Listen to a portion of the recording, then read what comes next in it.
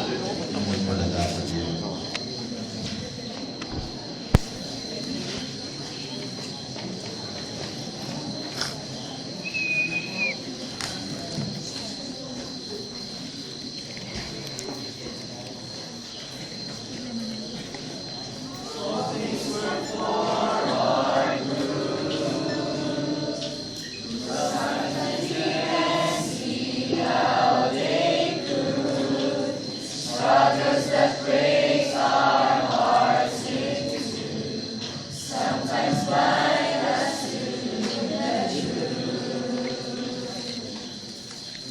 Mahal, saan ka na ba?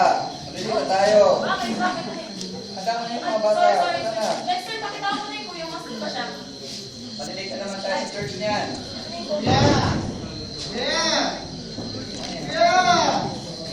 Tayo ba? Turbo naman kayo eh.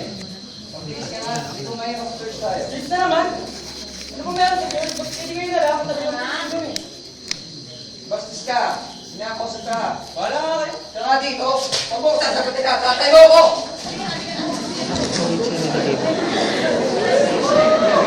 Yung anak ko, pagsabihan mo ha. Hindi na totoo to eh. Calm down, calm down. Lagi mo dito sa simbahan, pero hindi nila ginagawa ng tama. Calm down. Mahal? Ano nangyari sa'yo?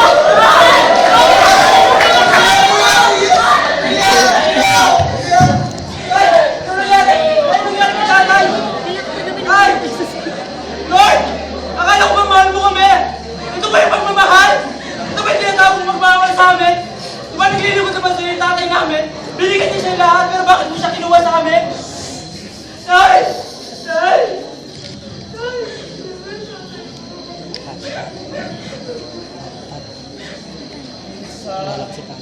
Di ko maunawaan mga panginaluman sa aking buhay. Na, magmagula ng tatay mo. Nandiyan pa rin ang Diyos para sa atin. Di ba naman yan? Anong oras na? Tagal-tagal naman ng lalaking yun eh. Matawagan nga.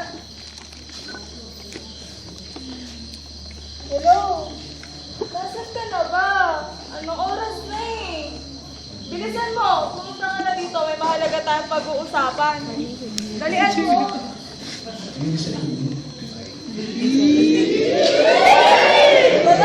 Tagal. Kasi, ano eh, galing ako sa trabaho, naging ako sa pakasal natin. Bakit wala ka ng Sunday? Ah, yung Sunday kasi, ano, busy ako eh. Sa susunod na Sunday, Pupunta ako, promise, para mo naman makita kita. tignan mo.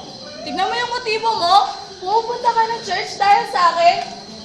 Jervy, tigilan na natin to. Hindi na to kalooban ng Panginoon. Napapalayo na ako sa Panginoon, Jervy. Ayoko na. Tigilan na natin to, ha? Tigilan na natin. Piling ni Pastor sa akin ang karaway manalangin. Maging maingat sa lalaking iibigin. Pagpaladala sa bukso ng damdamin. Kahit sarap mahalin. Ang bunga ng dalangin. Bakit? Bakit pa noon? Lahat naman ginawa ko para sa kanya eh. Isisimba naman ako. Anong pag-uulang ko?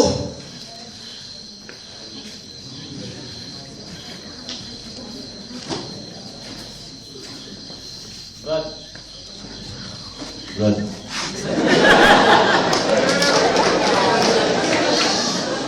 Ano yun? Iwan niyo na ako. Ha? Hindi naman nata solusyon yung pagmawala mo eh. Kung sa'yo, lumapit ka sa Panginoon, magdasal ka, and He will fix your home.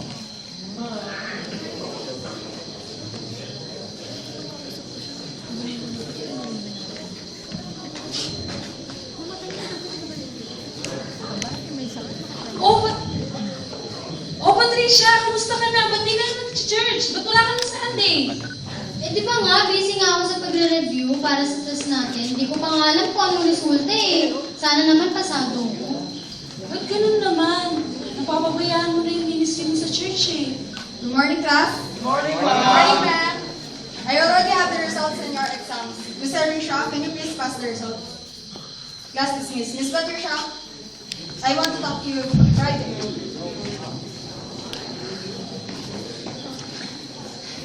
I'm sorry to say, but you've lost your scholarship.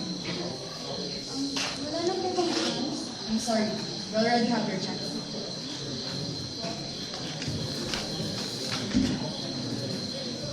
Bakit ganito? Nag-aaral naman ako ah. Ano bang naging kasalanan ko? Ito na ba yung kasuklian? Ng mga paghihirap ko? Ano bang gusto mo? O Patricia, ano nangyari?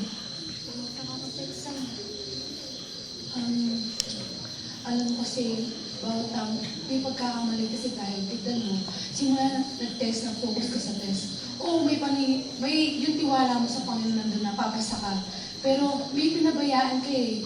Mas inuna mo yung mga bagay kaysa sa Kanya. So, oo, nag-review ka, sabi mo, may tiwala ako sa Diyos, papasa ako. Pero hinuli mo siya. Kaya, magbalik ka sa kalooban ng Panginoon. At magtiwala mo.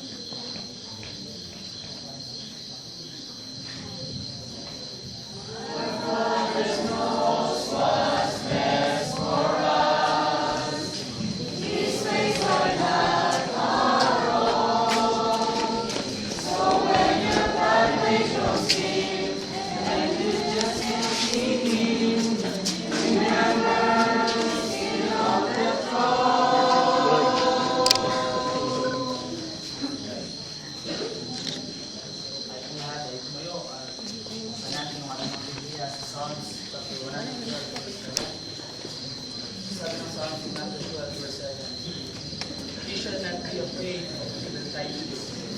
Discard speaks. Trust me. Habang kayo na kayo ko, higit ng mga narinig niyo ang salita ng Diyos. At kung mangungusit sa inyo, huwag niyong tigilan. Alam ng Panginoon yung mga nararanasan ninyo. Lumapit ka sa harapan.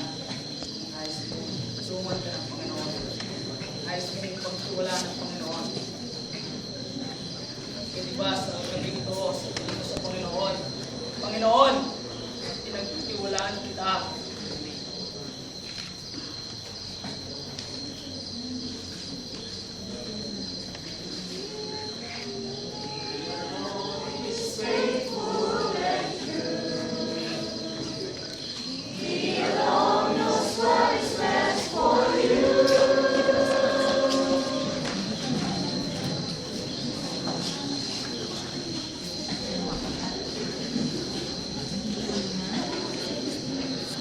Mga bagay ng una na nangyari sa buhay ko na hindi ko maintindihan. Pero maraming salamat sa Panginoon na ibinigay niya sa akin ng mga bagay-bagay na nangyari dahil meron yung perfecto sa dahilan.